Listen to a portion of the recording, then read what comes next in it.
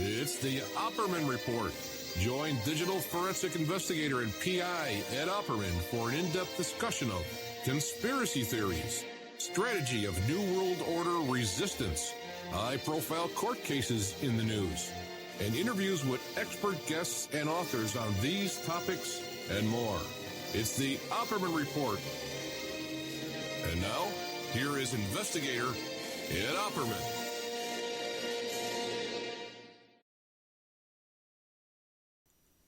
Okay, welcome to the Opperman Report. I'm your host, private investigator Ed Opperman, and this show is brought to you by the generosity of our sponsors, cart-king.com, 877-986-7771. If you've ever thought about going into the mobile cart or kiosk business, cart-king.com. They've been in business for 20 years.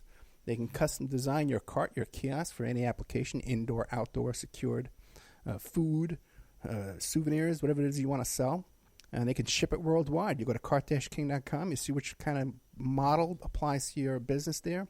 They'll custom design it for you, custom build it for you, ship it worldwide. 877-986-7771.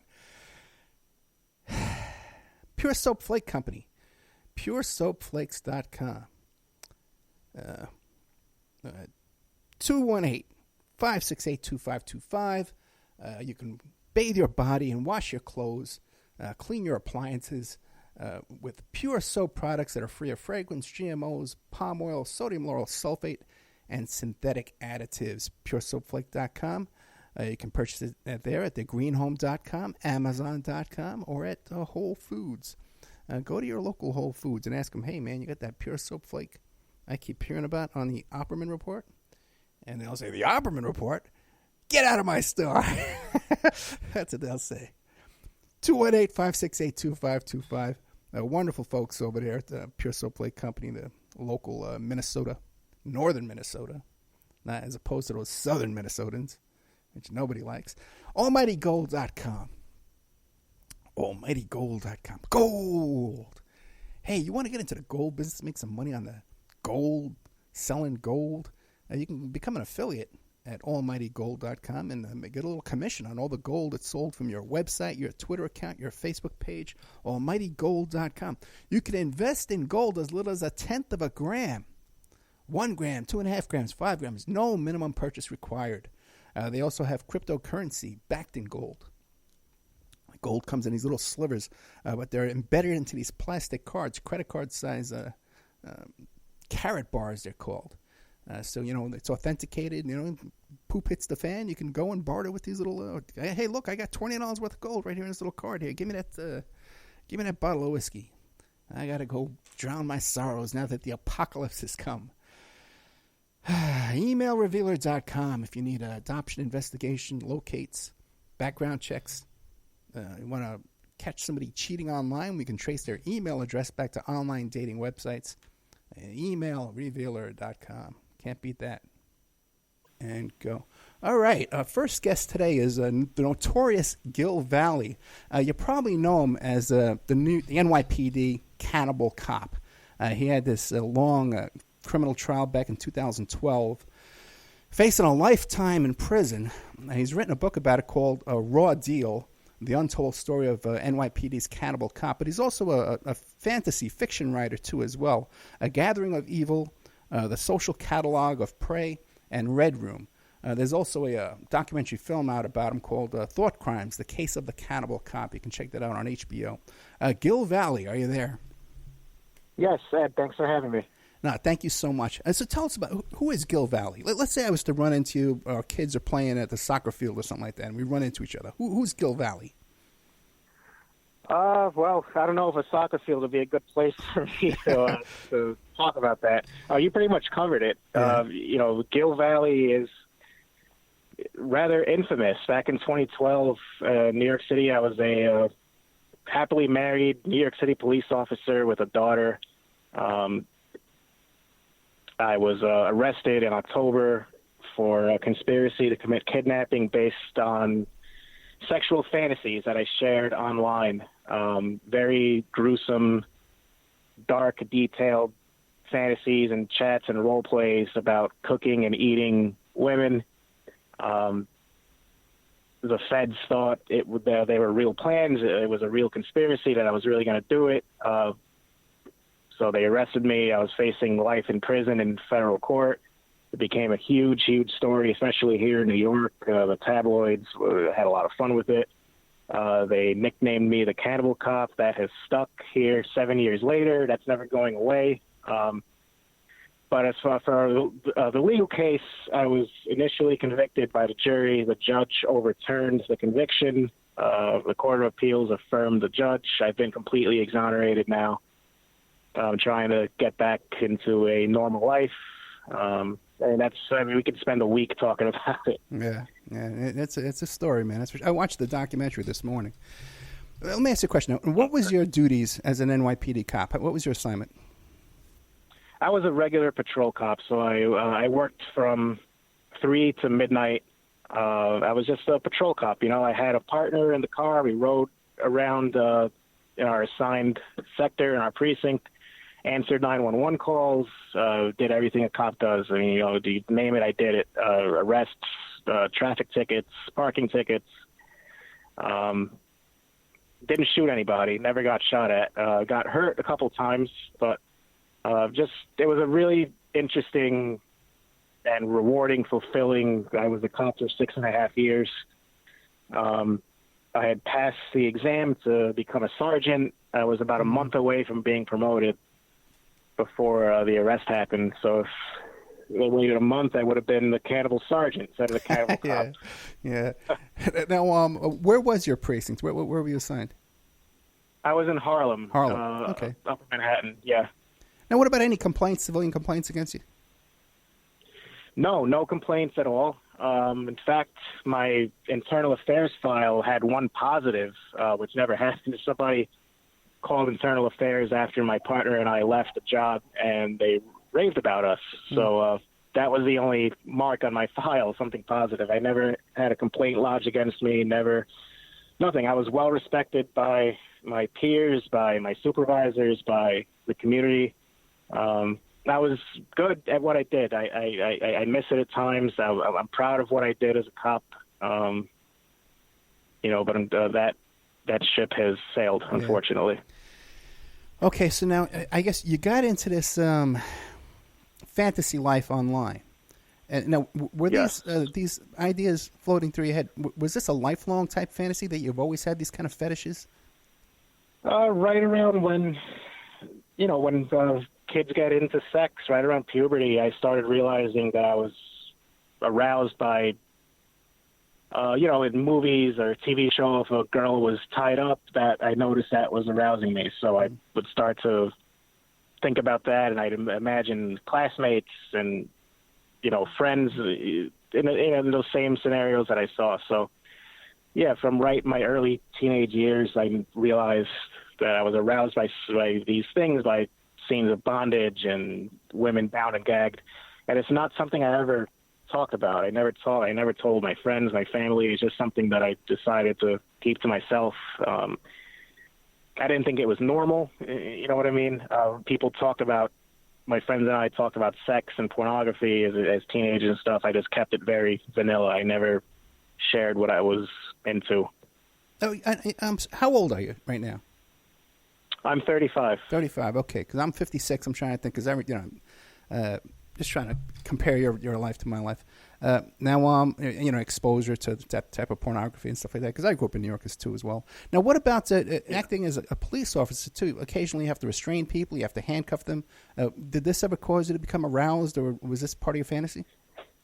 No, the fantasy life and real life never crossed. I was able to, compartmentalize my fantasy life into one box, and then when I was off the computer or out of my bedroom, I was just Gil, the cop, the husband. Like, I never thought about these fantasies when I was out on duty or anything like that. I didn't get any arousal out of handcuffing people or nothing. It was just,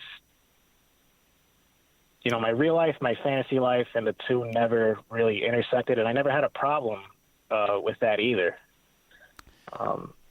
Now, but if this was what got you aroused, this is what your fetish was, and everybody has things that they enjoy, as long as it's legal, and consenting. But in New York, there's a lot of places. I don't know what's going on these days, but La Trapeze, those kind of swingers clubs and stuff like that. Did you ever venture into those type of places and to indulge in these kind of bondage fantasies? No, not so much back then. I'm a lot more aware of it now since everything happened and my life's been turned upside down. And but back then, back before the arrest, just everything was kept private. I never told anybody about it, and it never affected my life. You know, in school, I was an honor student. In college, I was a Dean's List student at the University of Maryland. I went right into the police academy. I was having a successful career. I mean, everything I did worked out, despite having these fantasies on the side. So it never affected who I was or what I did. So I never really felt the need to go out and venture into that kind of stuff.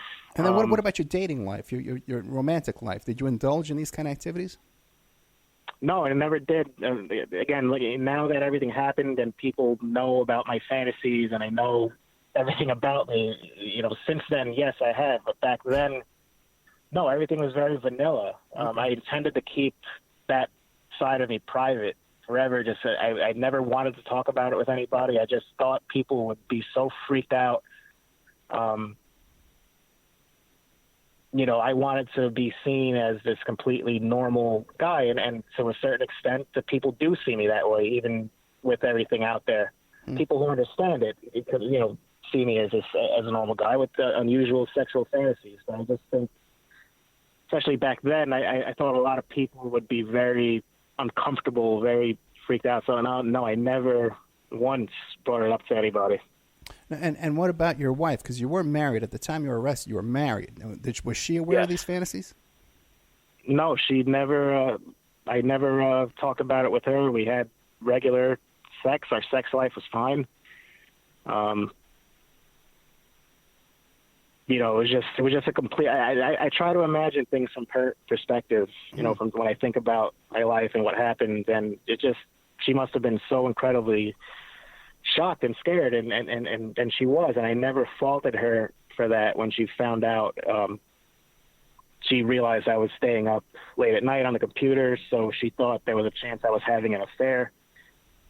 That's how this all started. She put spyware on the computer and saw that I was browsing fetish websites about cannibalism and rape and just all kinds of just gruesome stuff that she was never exposed to. So, you know, from there, it just all went to hell from there. And maybe if I had shared some stuff with her early on, it would have been different. But just, again, I'm going back to my mindset at the time.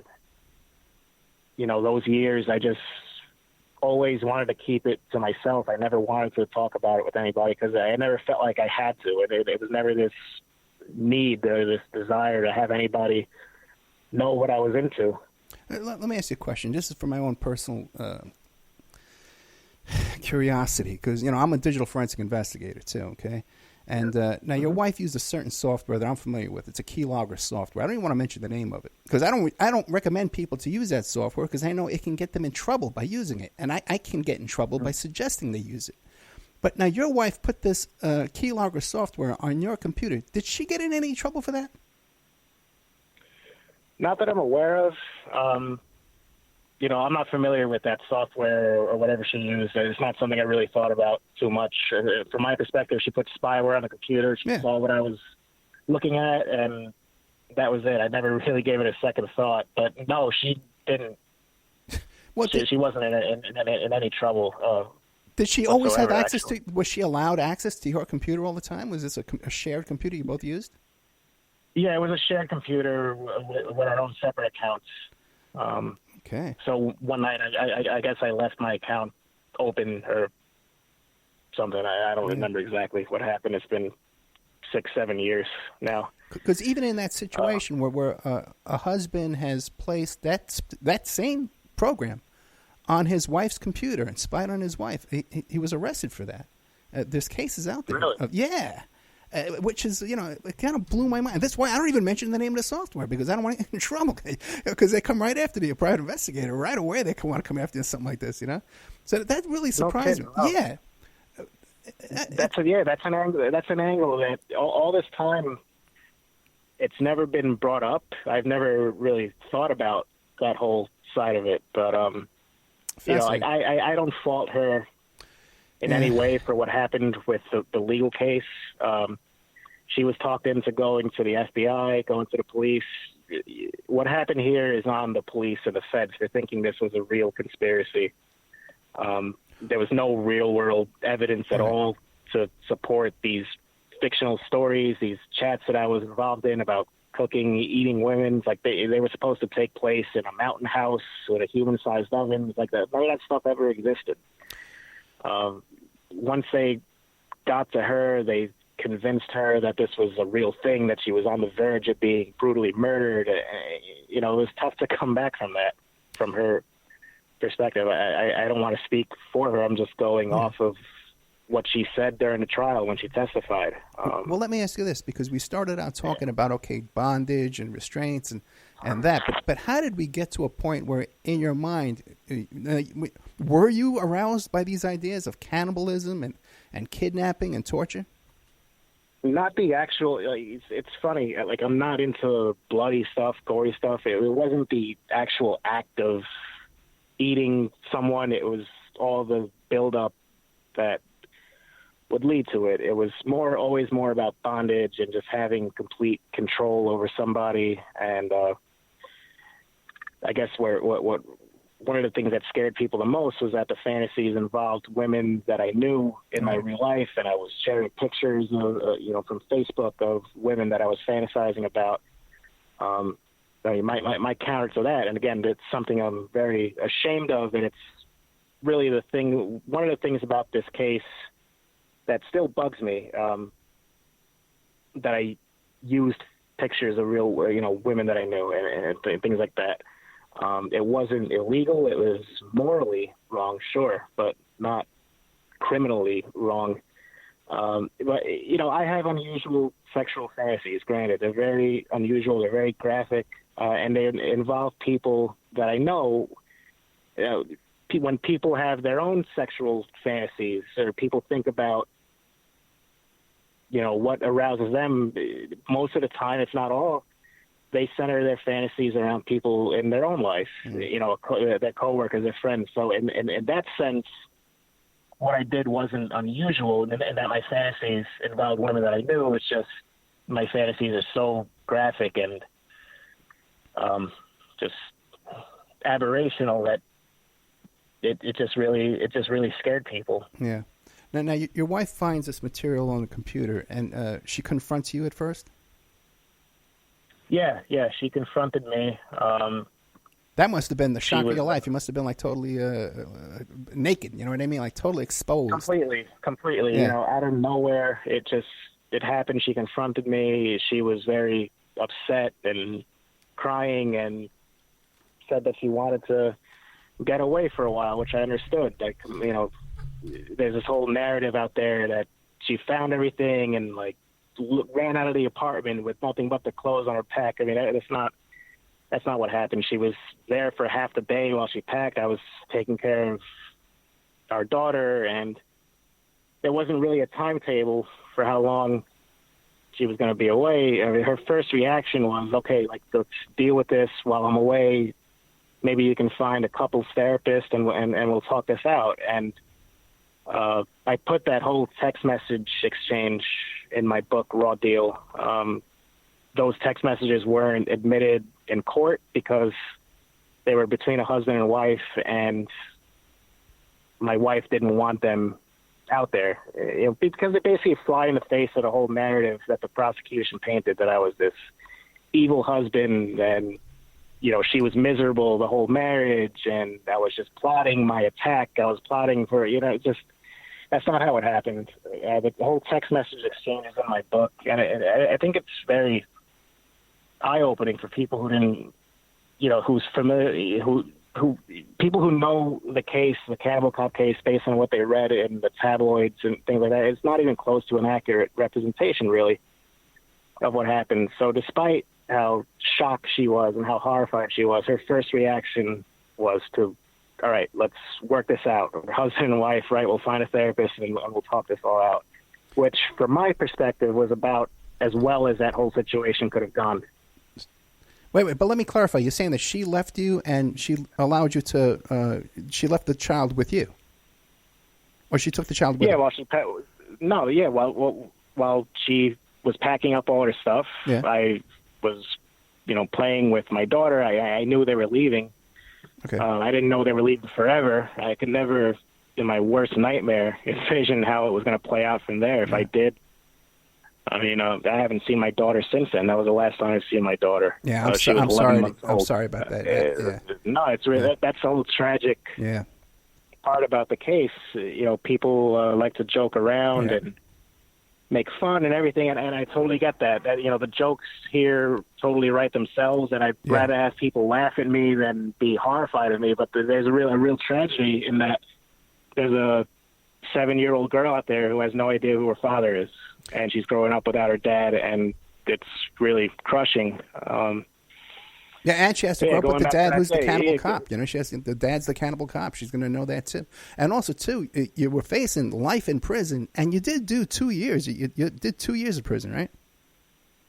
Yeah, 21 months, 7 of which were in solitary confinement, which is another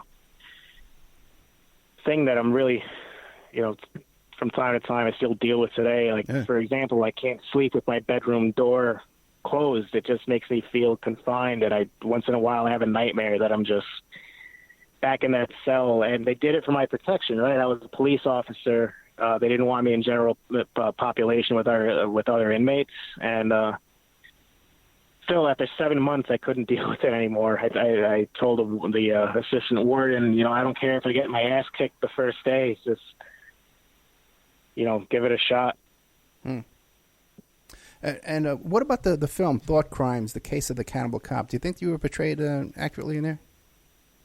The case was not portrayed accurately. Really, the documentary, and I am glad that most people were able to reach the right conclusions, but the documentary really forced me to write the memoir because it was not an accurate representation of what happened, and I was told it would be an accurate portrayal of the case, but it wasn't. In fact, I was very, very upset with the documentary. My family was extremely upset. My lawyers, of course, they weren't exactly 100% behind me participating in a documentary, but they had a sense that the director was going to do right by us, so they were upset as well. It was just not a good thing. Okay. Not accurate. It was very unhappy with it. And like we said, you were facing life in prison. PBA paid for your lawyers? No, these were federal public defenders. Really? The PBA didn't show up at all. Really? Now why wouldn't you qualify for PBA lawyers? You paid your dues, right? Yeah, sure. I was a member. I paid my dues. I just think that they didn't want to be associated with me. Don't forget, when the case first happened, the coverage was like I was on the verge of doing this. I was on, these weren't just computer fantasies, that they alleged that I was stalking women, and I had files on my computer of 100 women with names and addresses, all this stuff that was this was not true. So I would think the PBA, which is a very public institution here in the city with a very good reputation, I just don't think they wanted to be associated with me in any way. I understood that. Yeah, okay. I would think they didn't have a choice. They wouldn't have a choice because if you're a cop, you pay your dues. It's like an insurance policy that's supposed to represent you. And also, too, when I first heard this case, I thought you had a basement. I thought you had a basement with the torture room and the oven. I thought you had all this stuff. I thought you were doing this, man. Yeah, there was absolutely nothing. I imagined at times one of these moments in solitary confinement when you're losing your mind. I'm sitting there one night, I'm imagining the FBI scrambling, trying to find this mountain house, with a human-sized oven, and I pictured them looking through everything and just turning page after page, and just sending drones out, to Pennsylvania, where I said I lived in these stupid chats, and just finding nothing, and I just started laughing hysterically. It's just, Oh, man. Okay, it's a good time to take a commercial break, okay? We're here with Gil Valle. The book we're talking about right now is called Raw Deal, The Untold Story of NYPD's Cannibal Cop. But he's also written some fiction books, A Gathering of Evil, The Social Catalog of Prey, and Red Room. You can catch him in person if you go down to New Orleans Crime Con on June 7th, coming up right around the corner. We'll be right back with more of Gil Valle after these messages.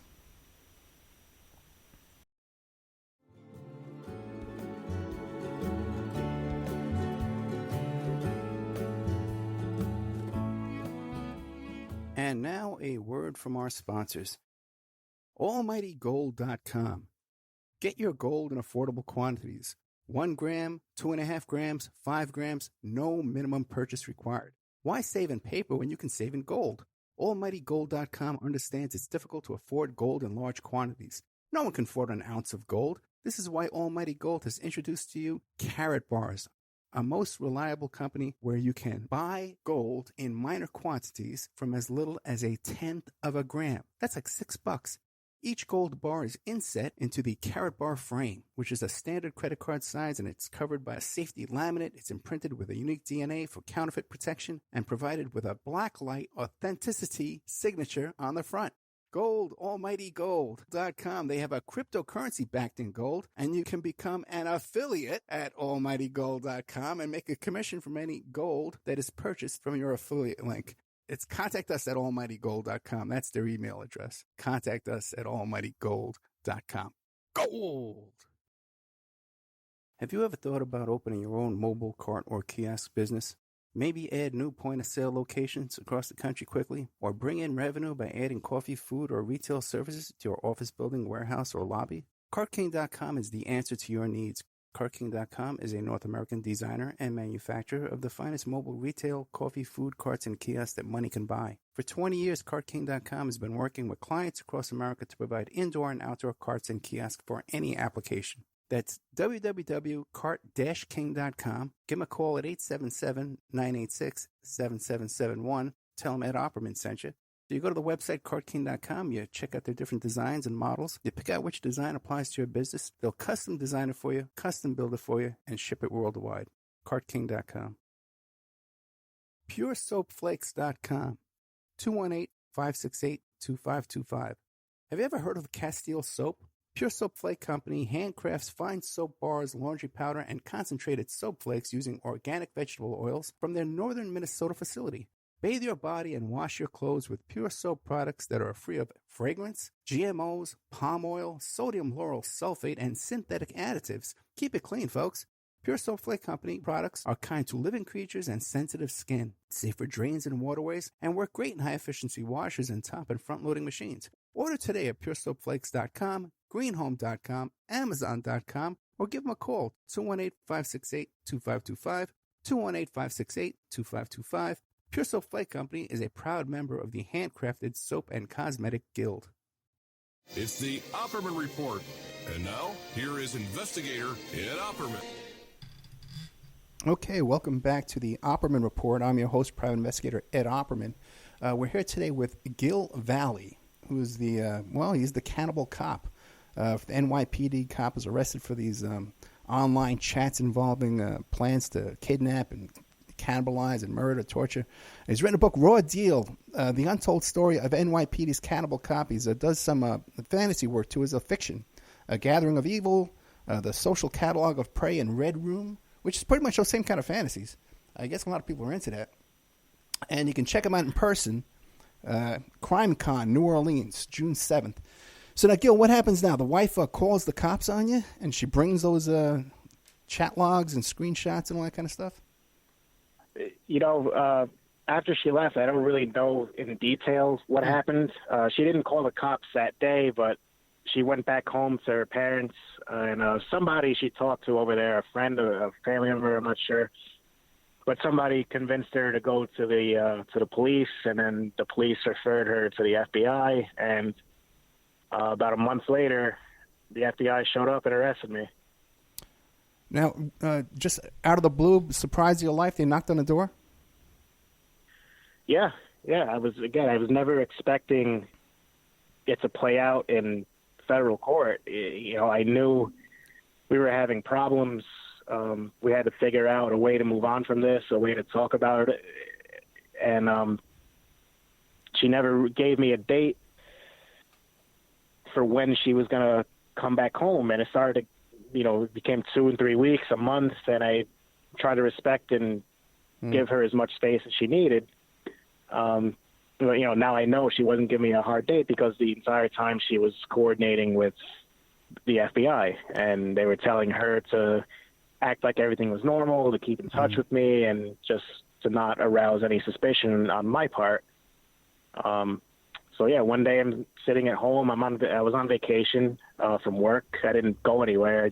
That period I was really severely depressed. I actually spent some nights sleeping at the police precinct. I just hated being home in the apartment. Everything was left the way it was. My daughter's toys are all left, where they were the day that they left. I just hate, when I was home, I would think about nothing else but my wife and daughter when they were coming home.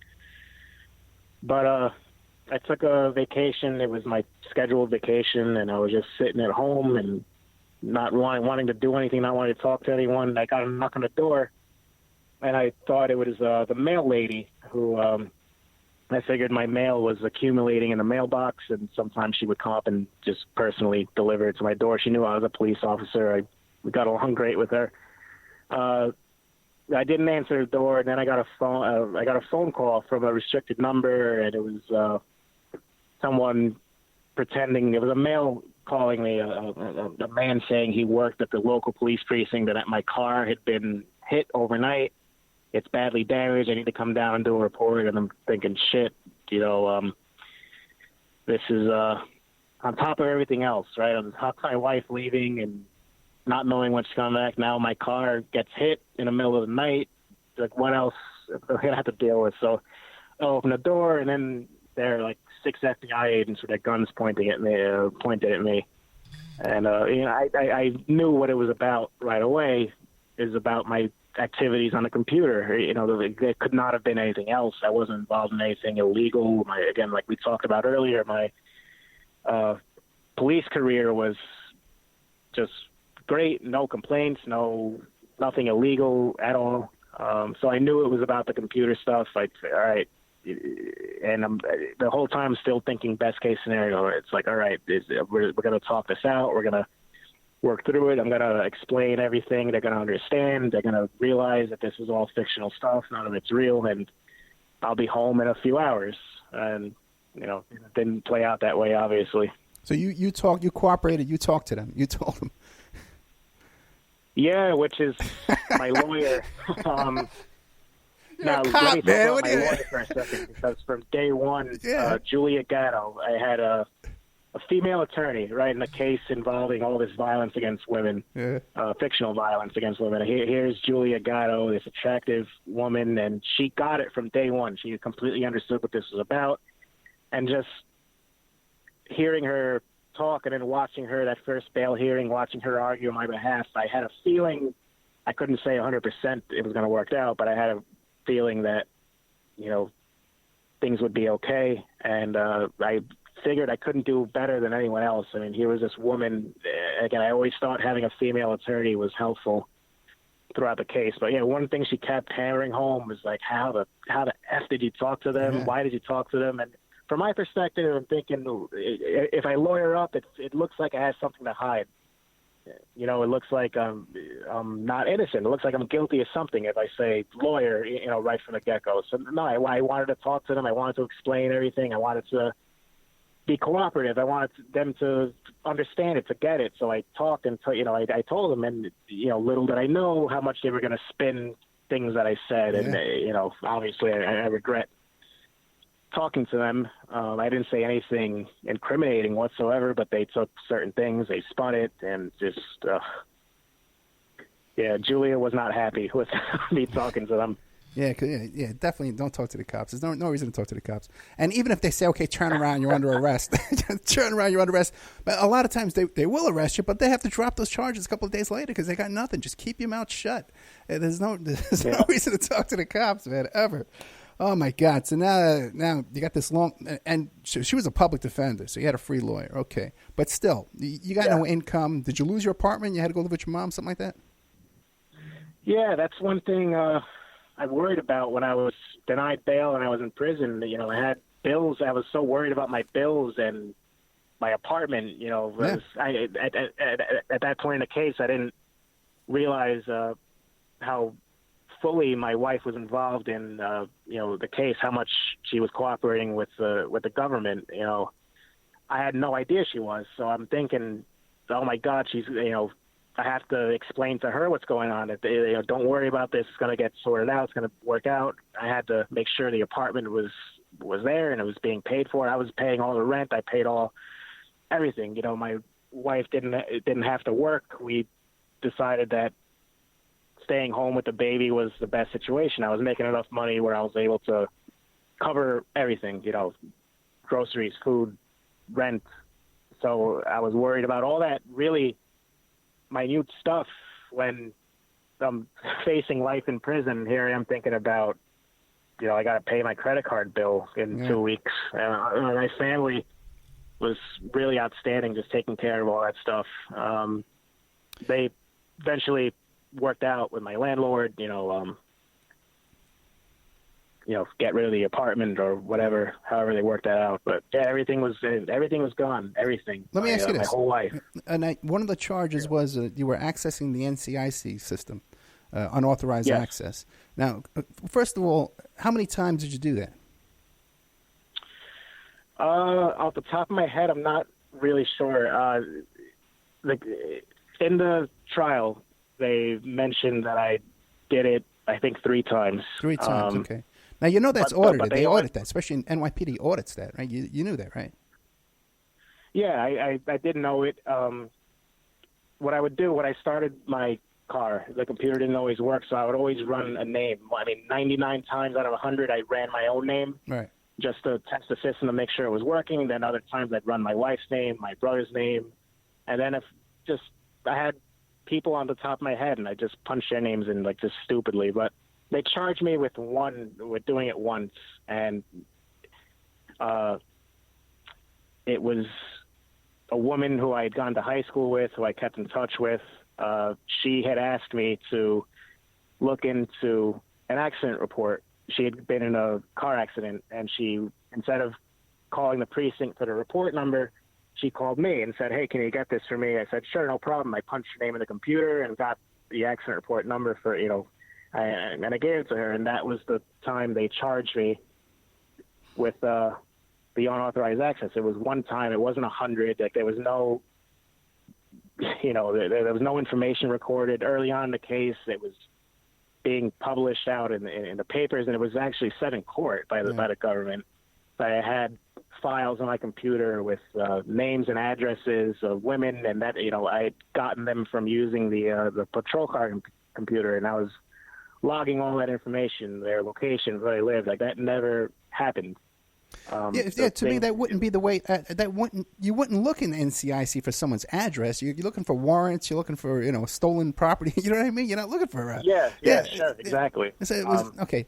Now, and then so they charged me with the one violation. One violation. And the woman in court testified exactly what I said, that she had asked me to look into a accident report for her, and I did it, and that was it. There was nothing recorded. There was nothing malicious about it. Cops do favors like that all the time to people. You're not supposed to. Granted, it's against NYPD policy, but the sanction for violating that is normally, all right, we're going to take a vacation day from you. It's not a federal criminal case over it. Unless there's other charges, then they'll tag that on. So that that's not on my record either. I was found. Oh, really? I was exonerated of that too. Yeah. Oh, really? Okay. Yeah, the Court of Appeals looked at it and said, no, this is not unauthorized access. It's a lot of legal technicality stuff because I actually had access to the computer. I used the computer improperly, but I had the way the statute reads, it's to protect people from hacking into a system. So I didn't hack into the system. I had I was authorized to use the system. I had to use it improperly, but that didn't make my usage unauthorized. Okay. It didn't fall under the federal statute. Right, So, and also too, your appeal is very unusual as well, because the appeal was on the facts of the guilt, right? They overturned it, saying that they overturned your conviction. Not saying, hey, there was a technicality, we'll give a new trial. They overturned your conviction based on finding that you were not guilty of these charges. Am I correct? Exactly. Yeah. Yeah, it's called a Rule 29 motion, and after the case, my lawyers filed the Rule 29, which is asking the judge to throw the case out, and then they've also filed a motion for a new trial, which we felt we really had a good shot at that, just because there was no evidence to support the conspiracy, and not only that, but the government made a lot of improper arguments, and my lawyers felt that for those reasons alone, for the improper arguments in the summation, that we would get a new trial. But just disregarding the lack of evidence, when we talked about it, my lawyers said the Rule 29 is just something that we do. It's like, it's unheard of. Yeah, it's a throwaway. Yeah, it's unheard of that you would win that. Exactly. Yeah. So okay. Yeah. So then, lo and behold, the trial judge did grant the Rule 29, which, as you know, and I'm sure many in your audience know, that never happened. So, I mean, that alone is what I point to when people are sort of on the fence about maybe he would have done it, maybe he wouldn't have done it. I'm not really sure. Like, he seemed really close. So, I mean, for this judge to take that step, right, to do something that's really never done. It's never, that motion's never granted. He didn't just give me a new trial. He dismissed the whole case and set me free. But let me ask you this, because a lot of this online behavior, right? You were chatting with other people that shared the same fantasy as you, and these other people, and you guys were plotting, not a fantasy plotting, but you were plotting to abduct people and kidnap people and torture people and do this kind of stuff. Now, were you ever concerned that the people on the other end of this thing, because you guys are pretty deep in this, and they thought that you were for real, right? Let me cover that a second. Go ahead. There are two people involved in the case that ended up being arrested, and they were found guilty. I'd never spoken to those people online or whatever. I never chatted with them at all. There was one other person who was in New Jersey. He was like a 20-year-old kid. They charged me in a conspiracy with him. And my conspiracy was a conspiracy with him and then some guy from Pakistan and another guy from England. I mean, they looked at me as like the mastermind of an international, like, cannibal conspiracy. You know, people I didn't know their names. I didn't know anything about them.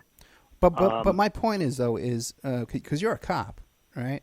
Yeah. And here you got these other guys, and they're deep in this. And didn't you think, because they thought you were for real, did you think they were for real? Well, I don't think they thought I was for real. I mean, I don't know where that was said. No, I mean, I didn't. But it turns out with this guy, Moody Blues, turns out he was for real, because he was arrested he got 9 years for trying to groom some kid online. Yeah, I mean, I don't really know the particulars. I don't know the details of that case too well. I didn't really feel the need to look into it too much. But no, I never thought these people were for real. It was a fantasy website. It was like understood from my end that everything was fantasy, and I made that assurance from time to time that listen, like, this is all fantasy. This isn't real. And I think in the whole internet and their dark web, websites, which I never went on, like, the whole dark web, right? I'm sure in the whole grand scheme of things, there are people who are for real. It would be naive to say otherwise, but the people I was chatting with, I never thought that this was a real thing. I mean, it from my end or their end, it just didn't seem that way. It seemed very cartoonish. It just, And you wouldn't be concerned, like, let's say if one of these guys was working in a preschool or something like that, you wouldn't be concerned and say, hey, boy, this guy's got a lot of stuff going on in his head. Maybe I should look into this and check him out, or anything like that, or make an anonymous call. No, I just that stuff. Again, I never thought these people were for real. I never worried about it. I didn't know who Moody Blues was in real life. I didn't know who any of these people were, or what they did, or how old they were, or their names, nothing. Just like they didn't know anything about me. Like, this all originated from websites that are strictly just for fantasies, for people who share these screwed up, unusual, graphic fantasies to chat about them. They're done anonymously. I never wanted people to know my real name, what I did, that I was a cop, nothing. It was like once I was on the computer and in that mode, that's the behavior I exhibited, and I'm not proud of it. I'm ashamed of it. It cost me my entire life. Now what about now? Let me ask you a question, because now, you can't still have these kind of fantasies now, because it must be a total turnoff in thinking about these things now. After what you've been through. No, I mean, I do have these fantasies still. Like, really? They don't just go away. Sure, people think there's like a pill I can swallow or a medication I can take. These are fantasies I still have, and I'm very open about them now. Doing all these interviews all these years later, and writing a memoir about my fantasies, and I do say in a memoir that I'm still. I still have these fantasies. I'm still aroused by these things. I don't take them to the internet anymore, but I still have them. And one thing that has surprised me in the aftermath of all this is how many people get it, how many people understand it. That was one concern I had. Was, all right, I'm out of prison and everything, and I've been exonerated. I'm completely free from the legal case, but how am I going to be seen now in society? Am I going to be seen as this pariah, as this monster? And that really hasn't happened. And that surprised me, but a lot more people get it than I thought. A lot of people have reached out to me on social media who but see, Gil, Gil, I can understand other people having these same fetishes, okay? But they haven't been thrown in prison. They haven't lost their family. They haven't lost their career. When these thoughts come back up in your head, they aren't totally destroyed for you because of what it's done to your life? No? I mean, what am I supposed to do? Really? Yeah, I mean, these are fantasies I've had since I was a teenager, and I lived with them my whole life. I mean, how am I believe me, I wish I could. I wish I was aroused by something else, but that's not how it works, unfortunately. Okay, because to me it would be a total turnoff now. Any fantasy that I had that caused me to lose my entire life, it would be, from that point on, would be a total turnoff to me. And I'll tell you something, because even too, I had a handcuff fantasy myself too. First time I got arrested and I was put in handcuffs, I could never get involved in that again, because it was a total disgust to me. I couldn't even deal with that. Yeah, well, no, I mean they're still there, and there are women who get it, and women who have wanted to meet me, and we touched on this earlier, how back then I never talked about this stuff, but now I do, and now I'm involved in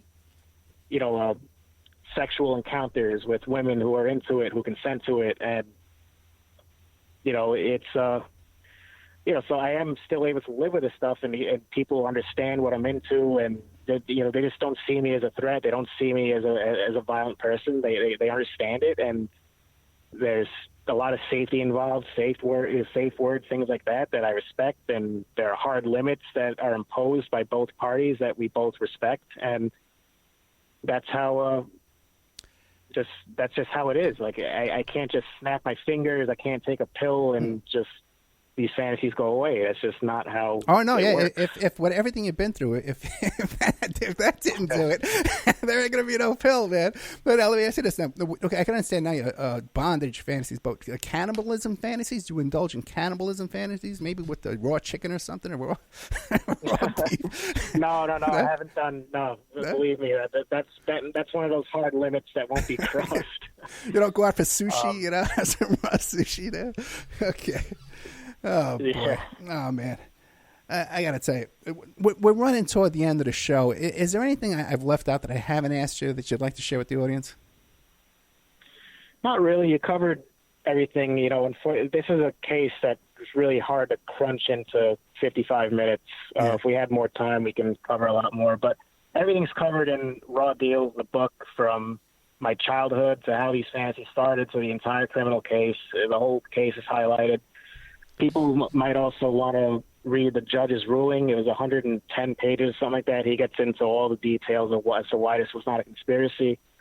There were also amicus briefs filed on my behalf from scientists, from forensic psychologists who specialize in these kind of paraphilias, and they explain from their end how they don't see me as a threat and how many people are aroused by these kinds of fantasies, and even women aroused by the fantasy of being abducted and raped, and it's a lot more prevalent than people think. So all that stuff is public out there. It can be found if you Google my name. And yeah, I was watching the film today, and I tell you, who pops up on the screen? Alan Dershowitz is over there arguing on your behalf. After all he was just recently in the news being accused of all this activity with underage kids. Yes. Man, my God, that's the last guy you would want speaking on your behalf at this point. But real quick, because we do have a few more minutes, your and it's a serious thing, is your child custody stuff. Now, you can't even get like supervised visitation with your daughter? That's what we were going for, my lawyer and I. We were petitioning for supervised visitation. Yeah. My ex-wife was completely opposed, and it was just a messy and a very expensive 3 years. And it just reached a point where the judge assigned to the case was making it clear that he wanted me to have no part of my daughter's life. And this is just done. I never got to the courtroom. This is just done by me and my lawyers just view, and our opinion of the judge was based on rulings he gave, motions and things like that. It was pretty clear that it wasn't going to be a fair fight for me. So I had everything saved. I fought for 3 years. I spent $60,000 on this case, and one day my daughter's going to want to know who her dad is, and she's going to hopefully want to get to know me. And I have everything saved. I have everything from my fight to reunite with her. Saying that it just couldn't happen, and it's very difficult for me. Never mind me. People could think what they want about me. They could think I'm a piece of garbage, and I get that. But my family has also been robbed of my parents. Haven't been able to be grandparents. So there are really sad and tragic elements to this whole case, as horrifying as it is, and as from some people's view how funny it is, and it's embarrassing as hell for me. There really, a lot of lives were destroyed here, and I'll never have that back. I'll never have a normal life again. This Cannibal Cop thing is going to stick with me forever, and I've sort of learned to accept that and just try my best to move on. And where was that, the family court stuff? Where was that? New York, New Jersey? It was it was in Reno, actually. Reno? Okay, because she moved to Reno, I guess, right? Well, yeah, she's from there originally. Okay. All right. Yeah. And one more question that people in one of the true crime chat rooms was asking me to ask you. Your mother did some kind of a glamour shot, or I'm sorry? Your mother did like a glamour photo shoot or something like that? Do you know anything about that? I guess so. At some point when she was younger. Oh, okay, all right. Okay. All right. I don't know what that was. Really know. Yeah, no, listen, she's a very attractive woman. Okay. And she's I think 63. She looks like she's in her 40s or younger, and she's a kid at heart. That's what keeps her young. So I mean, whatever she did on her own time. Okay, I guess she did. Yeah. Yeah, I don't know what that was. It's just a question. Gil Valle, thank you so much, my friend. Okay, if anything comes up, I want to add to your story, just give me a call. Put you right back on here.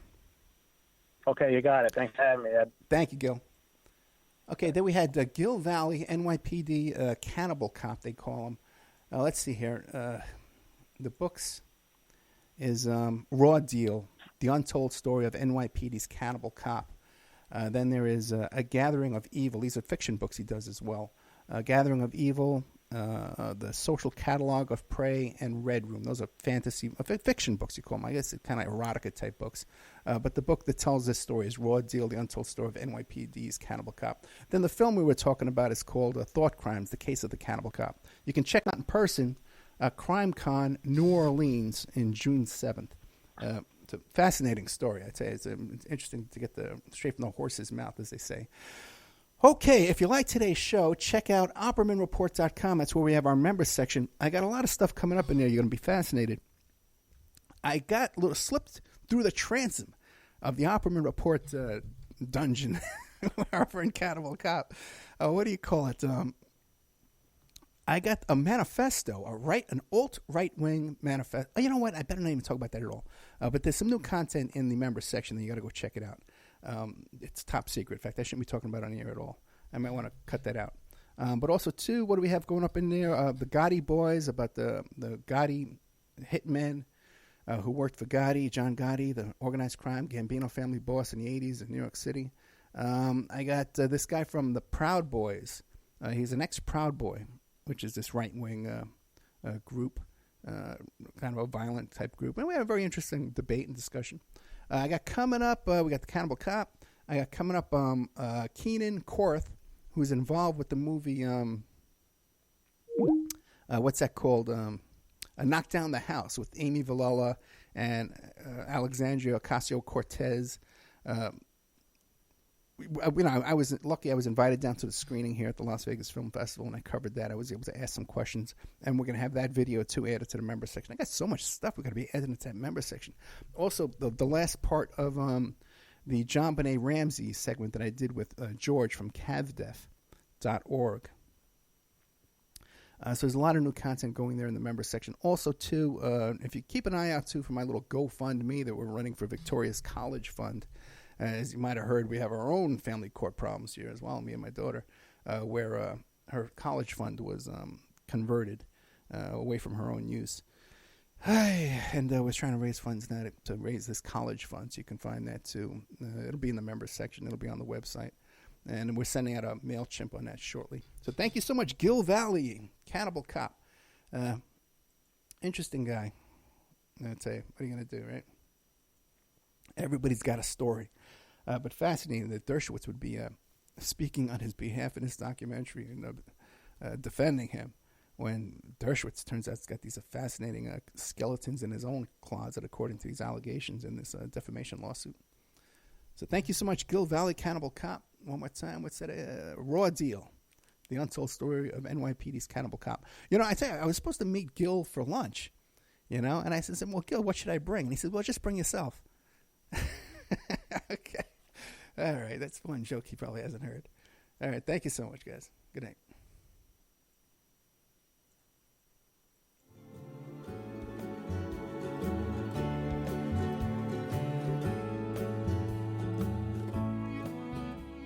And now a word from our sponsors. AlmightyGold.com. Get your gold in affordable quantities. 1 gram, 2.5 grams, 5 grams, no minimum purchase required. Why save in paper when you can save in gold? AlmightyGold.com understands it's difficult to afford gold in large quantities. No one can afford an ounce of gold. This is why Almighty Gold has introduced to you Carat Bars, a most reliable company where you can buy gold in minor quantities from as little as 1/10 of a gram. That's like $6. Each gold bar is inset into the Carat Bar frame, which is a standard credit card size, and it's covered by a safety laminate. It's imprinted with a unique DNA for counterfeit protection and provided with a blacklight authenticity signature on the front. Gold, AlmightyGold.com. They have a cryptocurrency backed in gold, and you can become an affiliate at AlmightyGold.com and make a commission from any gold that is purchased from your affiliate link.